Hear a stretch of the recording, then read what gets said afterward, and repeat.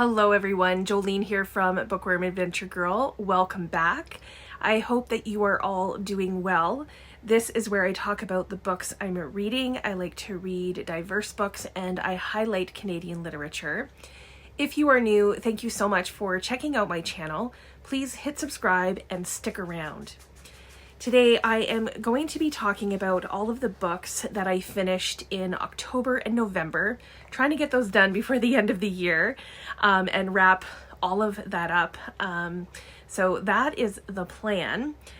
So first we'll take a look at the stats for October, and this is according to Storygraph. My top reading moods were the usual top ones for me. Reflective and sad, and then that's followed by mysterious, emotional, dark, and tense.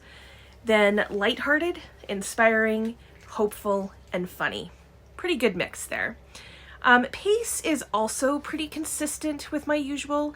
56% for medium, 33% slow, and 11% fast. For page numbers, it seems that I've continued with Shorty September into October because 56% of the books are less than 300 pages and 44% were books with 300 to 499 pages. 80% of the books I read were fiction, 20% were nonfiction, and that seems to be back to the normal range for me. I usually have 20 to 25% nonfiction. The genres are really interesting. Literary is highest, which is usual, but then short stories, essays, and contemporary. And then there's kind of like this mishmash of middle grade, dystopian, classics, thriller, sci-fi, mystery, memoir, and horror. The average star rating has come down a bit, which isn't too surprising for me. It's 3.7 stars. Still not horrible by any means. And now let's take a look at the stats for November. I actually didn't read as much in November as I did every other month of the year. But I don't think that it changed things really for me. I think it still, stayed pretty consistent. So my top reading moods, again, no surprise here, reflective, emotional, informative, and dark. Sorry if you can hear my dogs playing in the background there. Pace is 80% medium and 20% fast. For page numbers, it's evenly split. 50% of the books were less than 300 pages. 50% were books with 300 to 499 pages. The same is true for fiction and nonfiction. It's a 50-50 split. I do think that it helped to have nonfiction November in those stats because I obviously read more nonfiction than usual. So for genres, literary at the top like normal, then nature, classics, science, poetry, memoir, essays, contemporary, and biography. So for a few of the books, like that covered a lot of things. The average star rating is up a bit from October to 4.17 stars. So let's get to the books. At the end of September, the TBR Stack was sitting at 1,516. I double checked before filming this, and the last time I did a haul video was September, which means that there are still books that I hauled in October and in November and in December. So some of the books that I'm going to be talking about are actually new haul books that I have obviously read them since I'm doing a wrap up, but I'm not going to count them off of the TBR and off of that stack since they never made it onto it. So it'll all balance out in the end. I hope that makes sense. The first couple of books that I finished in October were from when I was doing the Battle of the BookTubers. I was doing that event, which was so much fun. It was like a friendly, fun competition that Danny Dabbles put together, and I will link the playlist below, so please go and check that out if you're interested. I was in round 4 for Battle of the BookTubers, and the idea was to find the booktuber that makes the best recommendations. And yeah, you'll have to look at that to see how I did. But two of the books that I finished in October were The Memory Police. This is by Yoko Ogawa, and it's translated from the Japanese by Stephen Snyder. And then the other book was The Opposite of Loneliness by Marina Keegan. And I enjoyed both of these. I think The Opposite of Loneliness, I enjoyed in some ways a bit more. They're kind of even in some ways, but this one had fiction and nonfiction. But I talk about both of these in the Battle of the BookTubers vlog, so you can go and check that out there. So with these two books, that brings the TBR stack to 1,514. I think I'm going to continue with three of my least favorite fiction reads of October and November. So this doesn't mean that these were bad books by any means. I think these are books that some people would really enjoy, but they just didn't work for me. I was disappointed by them in some way. And in fact, two of them would be considered like Canadian icons. So first up is one of the books that I hauled and read. So we're not going to, that I didn't haul and that I read, so we're not going to count it for the TBR stack. But it's Rouge by Mona Awad. I read this as a buddy read with Danny Dabbles, and even though I have enjoyed other books by Mona Awad, I can't say that I enjoyed this. The best part for me was reading this with Danny. And I think that Danny got a lot more out of it and enjoyed it more than I did. What I did like about the book was that it did have some funny parts. Like, there were some funny lines in this. There are some like really good setups kind of thing. And Mona Awad does have humor in her books. I also liked the messages. The message about beauty and consumerism, especially with regard to beauty. So I think that Mona Awad is trying to make a point. She has a message, and I do admire that and how she kind of goes about that. But for me, this was a very confusing book, and I spent most of my time trying to figure out what was happening. And I don't mind if it's confusing for a little bit, as long as things come together. But things didn't really seem to come together for me on this one. Did I even say what this was about? I don't think I did. Okay, sorry about that. My apologies. So Belle is the main character, and her mother has died, and it doesn't take long into the story before like really strange things start to happen, which is where the weirdness and strangeness comes in. And Belle realizes that there's something pretty suspicious about her mother's death. And it seems to be tied to this spa, like a spa that her mother knew about and was obsessed. Her mother was obsessed with beauty. And I feel like a lot happens, yet not much happens. I guess it's more that a lot of weirdness happens. There's tons of symbolism. And I'm sure that a lot of things went over my head. There was probably some things that I just didn't get. This just wasn't for me. I think it could be for other people though. So if you do like weirdness and strangeness that you may or may not understand, then definitely try this out. And thanks again to Danny for reading it with me, because it definitely made it so much better.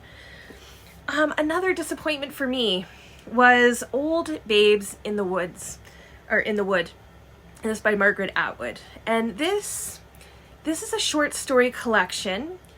And I have to say that while I was reading it, I know that there were some stories that I didn't mind, but none of them have stayed with me. There's nothing in the collection that I'm like, oh, I remember that short story. So my favorite part of the collection were there's a few interconnected stories of a married couple.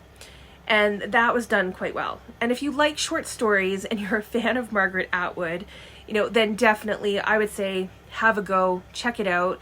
But if you are new to short stories or new to Margaret Atwood, I think she has other collections, other short story collections that are so much better. This is another book also that never actually went on the TBR, so we aren't going to count it for the TBR stack either. Okay, and then the third book that was disappointing and is another Canadian icon was Unless by Carol Shields.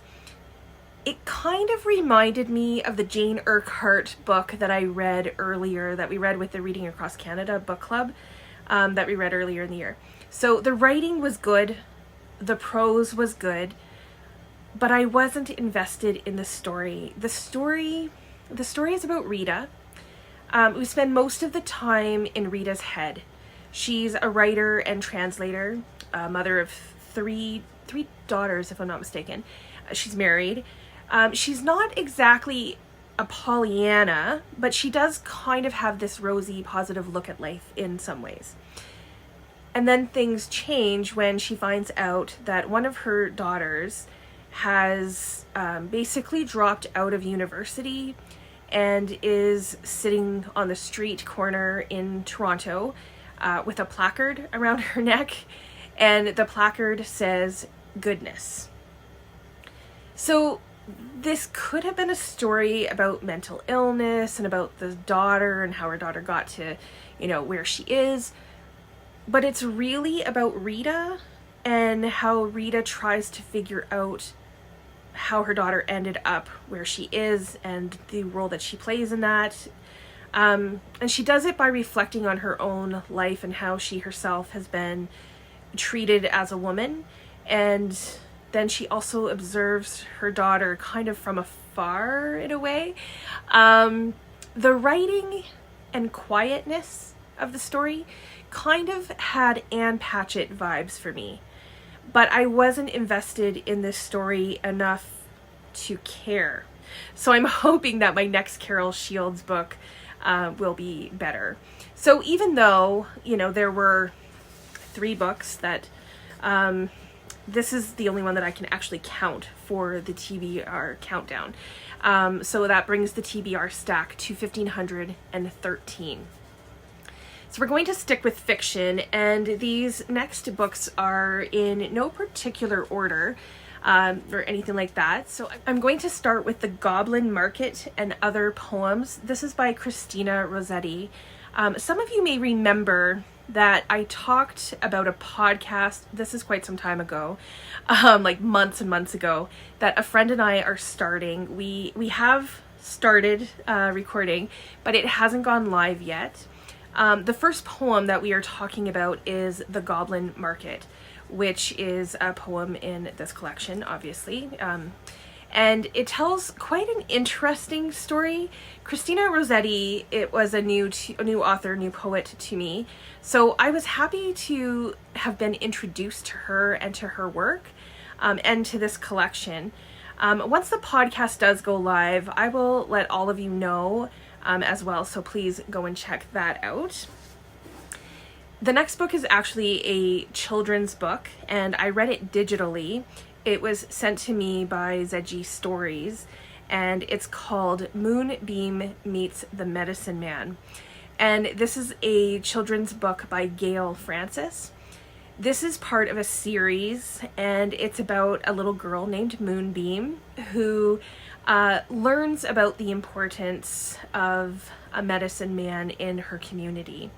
I'm hoping to chat with the author sometime in the new year, so we will be talking a lot more about this book and her ideas around it and the illustrations and things like that. The next book I read as a buddy read with Lindy from Lindy's Magpie Reads. We have both talked about this book already a few times on our channels, and it's called Code Noir, and it's by Canisia Lubrin. This is a book that takes attention and time. It's a debut fiction, and it takes the 59 articles that were passed in 1685 by King Louis XIV that were basically a guideline or rules for how to treat slaves. And Canisia has put all of these decrees with short stories, and they are all of the short stories are all different genres. Some of them are connected with characters and things like that. I am sure that I didn't understand a lot of it, but what I did get was really good. And I was really grateful to be reading this with Lindy, because Lindy got things out of it that I wouldn't have on my own. So it was really good to have someone to talk to about this book. I was trying to make the connections from the decrees to the stories and seeing where she's getting these stories from. And sometimes that it was obvious, but sometimes it wasn't so obvious. There were times that I definitely didn't get it at all. But that's me and not the book. There were many times that I really appreciated the connections of how some of these decrees still exist in the world now and how she imagined them in the future. So the writing is good, and I think if you have the time to really read this and take it in, to take time with the book, then I think there's a lot to appreciate. It's a book that I think I will need to reread. I believe Lindy has reread it at least once, if not twice. So this was a good one. So for this next book, I finally read a book by Louise Erdrich. I read The Sentence by Louise Erdrich. And this book was okay to me. I don't think it's one that will stay with me, but I'm really glad that I read it. The story takes place over 1 year, and it has a bookstore, which, you know, any book with a bookstore is a good book. I thought that would make it awesome. The main character is Tuki, who is working in the bookstore after having been in prison. And I loved the fact that books were a really big part of the story, and a lot of like favorite titles were included. However, as much as I love a book list, it wasn't necessarily important to the story to the extent that it was in here. So I thought that this might focus more on Tuki's incarceration and more her story. There's a play on the title of the book with The Sentence, but it's really about Flora. And Flora is a ghost that hangs out in the bookstore. And she's an interesting character because she's not exactly what we sometimes call a pretendian, but she is a white woman who seems to like the idea of being indigenous. So it's kind of appropriation, but not really. There's also stereotypes used, which are funny if you understand them and how they're being used, because they also make a point. So basically, Tuki is aware that Flora is haunting the bookstore, and she's trying to figure out why this ghost is so important. There's not really a lot that happens. And for me, the execution of the story was fine, but it didn't blow me away. Had there not been a bookstore and the list of books, I probably would care even less about it. I do, however, really want to read more of Louise Erdrich's work, and I have several of her books on my shelf, so that won't be a problem. The next book that I have to tell you about is the second book in a series, and it's The Mystery Guest by Nita Prose. This is the follow-up to The Maid, which I loved. The Mystery Guest continues the story of Molly, who is now the head maid of the Regency Grand Hotel. In this story, an author dies at the hotel, and of course it becomes clear that, it's a murder, and everyone becomes a suspect. So in that way, it's kind of similar to these types of books. I loved Molly's character in the first book, and she, in this one, holds the answers to this mystery as well. I didn't love this as much as the first book, but it does move some of the story along, some of Molly's story along. It gives some insights into more of Molly's past, and then it also introduces some new characters. So I think if you are already a fan and if you enjoyed the first book, definitely keep reading. I think it's worth it.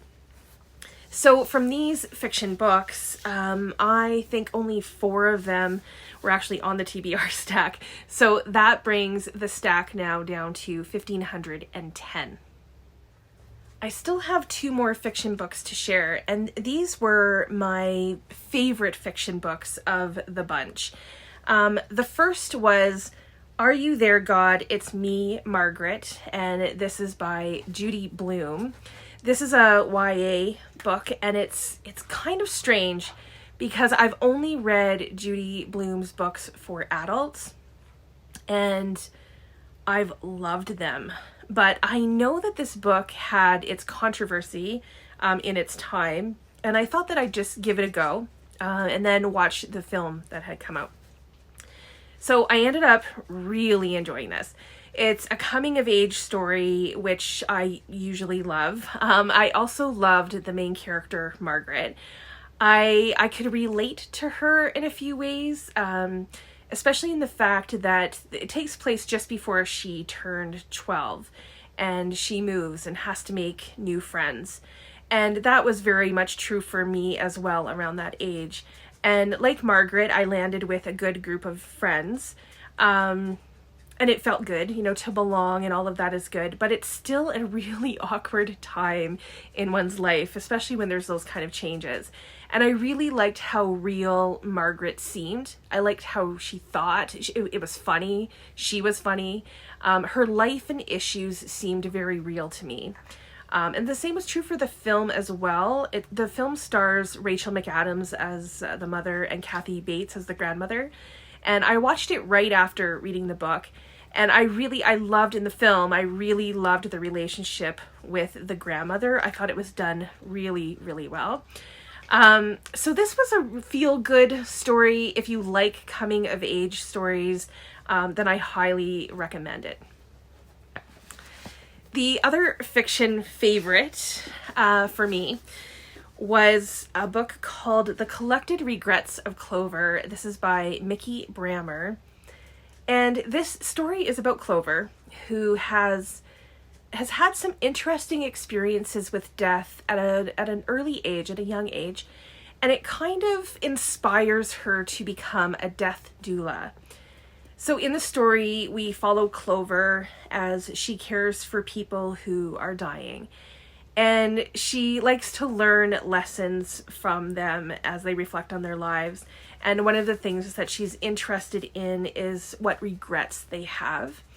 And as someone who works with people who are dying and their families, I found this very interesting. And sometimes people do talk about their regrets and what's important to them. And of course share their stories of their life and things. It's a very sacred time, and I really liked Clover's backstory and her views about death and how she comes to terms with a number of things. So this is definitely one of my favorite reads of the month. I would say even potentially the year. So with these books, that brings the TBR stack to 1,508. So now moving on to nonfiction. For Nonfiction November, I had one book that was a bit of a disappointment to me. So staying with the theme of death and dying and grieving, I read Blue Nights by Joan Didion. I was expecting to love this book. I've heard so much about Joan Didion, many good things about Joan Didion, and I do tend to like books about this subject. But this fell flat for me. I thought it was going to rip my heart out because the focus is the death of her daughter. And her daughter died shortly after the death of her husband. And I haven't read that book, The Year of Magical Thinking, which focuses more on the husband. That's the memoir that she wrote after he passed away. And I would still read that. But this memoir, it just didn't have that emotional grab that I thought it would have. But I did appreciate some of the ways that it did talk about grieving And, you know, not everyone would be able to go there emotionally in a big public way. So I do understand that. I just felt that this was okay. It was fine. But I think if you are looking for a heartfelt, emotional read, this isn't it. There were, however, a few other nonfiction books that I did enjoy. Blume Across Canada by Becca Shane Denter. This is the second book in the Blume series, and I love this series because, first of all, these books are beautiful. They're very well crafted. There's a lot of attention to details. The photography is beautiful. And so in this book, 50 women and non-binary people are highlighted, and they are from each province and territory in Canada. And they come from different backgrounds, different walks of life. Their stories are very different. It's very diverse. It's a diverse group of people, but they all have something to share with where they are in their lives right now and how they got there. So I think that these compilations are really neat. When I was out over Christmas, I was doing some Christmas shopping, and I was in a store, and I looked up and this book was there. I saw this book on the shelf, and I realized that I had read about the woman who owns the store that I was in, the shop that I was in. And I thought that was so cool. So I took a picture. I will show it to you. I did chat with Becca, the author. So I will leave that video below as well, so you can hear more about what she has to say about the book. The other book that I've also talked about a few times on my channel is Fire Weather, and this is by John Valiant. This book is about the 2016 wildfire that overran the city of Fort McMurray, and Fort McMurray is in northern Alberta. This story is partly fascinating because I remember watching it live on the news. The evacuation itself is miraculous because there are not too many ways of getting over 80,000 people, you know, out of this place at the best of times. It's fairly isolated, let alone when it's on fire. And I learned a lot from this book. I thought it was very well researched. It's not sensationalized. I thought it was well balanced, you know, giving some background information, talking about the environment, the impact on the environment, some history on the place, and on fire, just in general. And then, of course, telling a variety of people's stories. So if you're interested in this topic, I do recommend checking it out. It was a very good read. And then my favorite nonfiction of October and November was a memoir, Run Towards the Danger by Sarah Polley. Sarah Polley, for those of you who may not know who that is, she's a Canadian actress, and she's now known, I would say, more as a filmmaker. So this memoir is like a collection of essays, really, and each essay is about a different event or experience that she's had in her life. And what they all have in common is that all of the events are traumatic in some way. And actually, Sarah Polley says that they are the most dangerous stories of her life. So the way that she connects the stories and shows the impact that they had on her in the moment, but also the impact that they continue to have in her life, I think it is brilliantly done. So for me, Sarah Polley was this girl. She was a girl who played in Road to Avonlea, which was a very popular television series here in Canada. And this book made me see Sarah Polley as a person. It gave me a new perspective, and it actually reminded me of a number of things that I had forgotten about that was, you know, publicly in the news and those kind of things. So Sarah Polley is very brave in many ways, I think, to tell these stories, and hopefully we can learn something from that bravery. So this was an excellent book. I am so glad that I finally read it. It's also part of the 67 books to read from the 21st century. So with these nonfiction books, that brings the TBR stack to 1,504, which is where it will be until I do one final book haul of 2024 and one final wrap up for my December reads. We are close to the 1,500 mark, so we will see how it all turns out.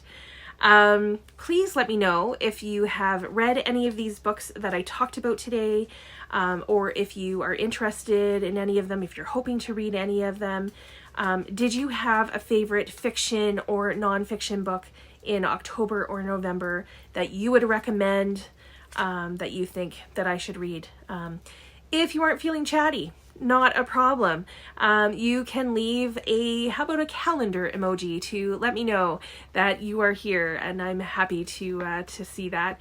I look forward to chatting with you in the comments. As always, thank you so much for watching. I hope you enjoy the rest of your day, and don't forget to make every day an adventure.